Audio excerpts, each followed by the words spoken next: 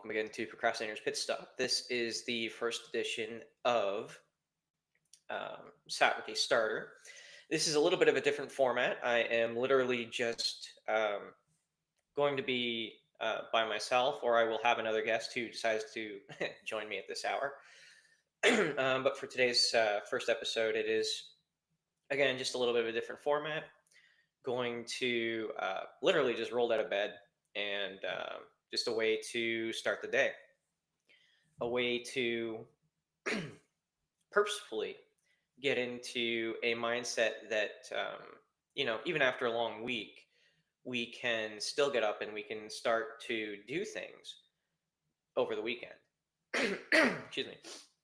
Now, I'm not saying do things like get caught up on work or other things, but a lot of times we tend to procrastinate in that downtime, or that time that we use to take care of ourselves, or spend time with family, or just do something that you enjoy, especially with the holiday seasons coming up now. One of the topics I did want to kind of discuss on kind of relates to this is people pleasing. Now, I know that people pleasing doesn't really have a really great connotation, but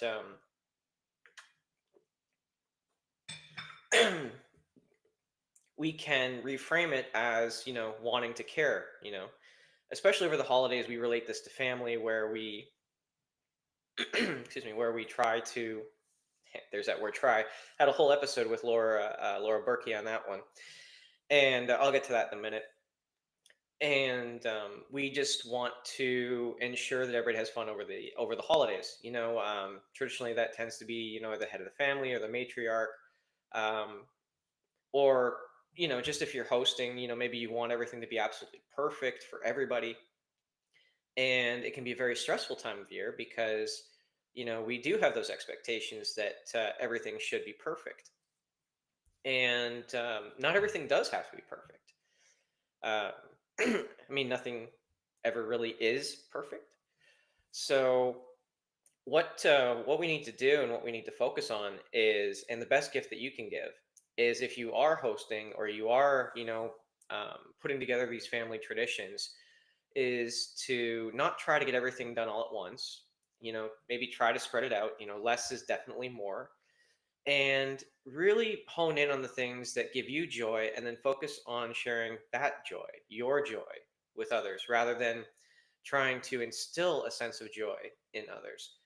And the difference is that, one, you're putting the pressure all on yourself, in which you don't really have any control over it. And the second one is that when you have this sort of sense of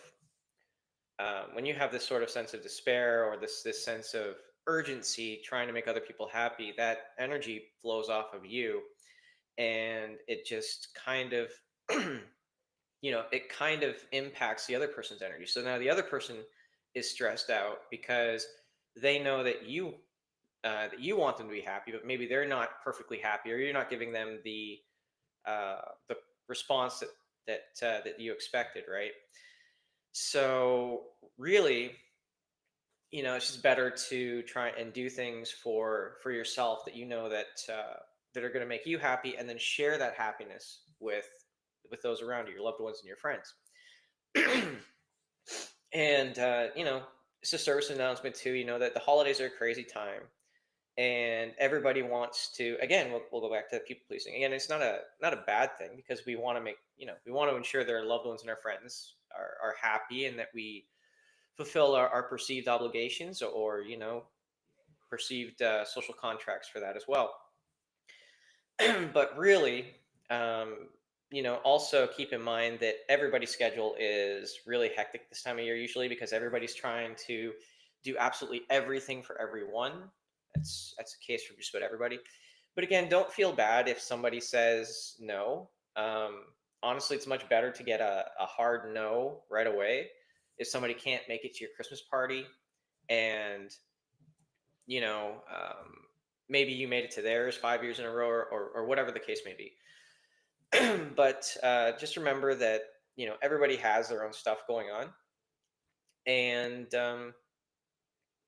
just be mindful and compassionate, not only with others but with yourself as well. And if you know for a fact that you can't make something, or you say you're going to try to make something, then it might be better just to back up a bit and just immediately say no. And while that may seem hard, overall in the long run, it's going to be better for you, and it's going to be better for the other people, because then there's no expectation that you're going to be there. um, and again, it's something hard to balance over the holidays for sure.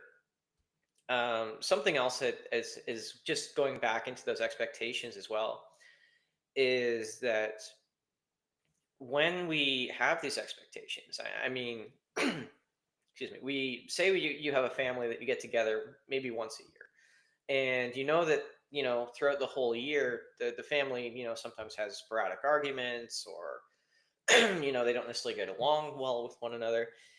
I mean, I know we all like to believe in Christmas miracles, but we should have the expectation that if we set up those kinds of meetings, that those kinds of interactions could probably, could most likely occur.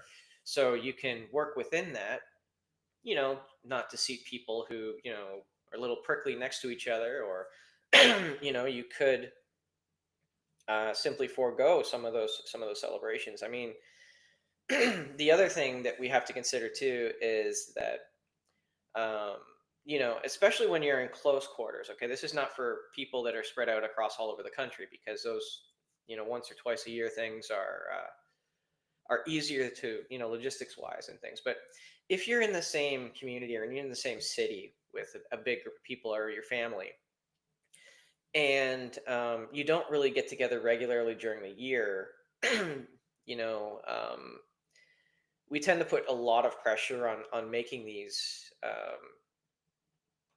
festivities and meetings this time of year.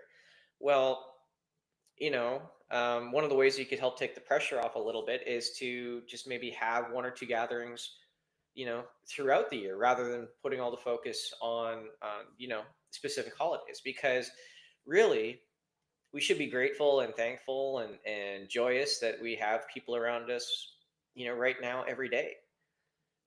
Again, life makes it really busy, but there's no reason that you couldn't set aside time, once a month even, to get together on a quick call, or you know go out, or go to someone else's house and host a party, and just different things like that.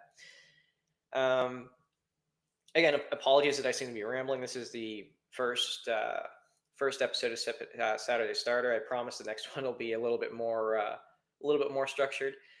Um, but thank you so much for tuning in.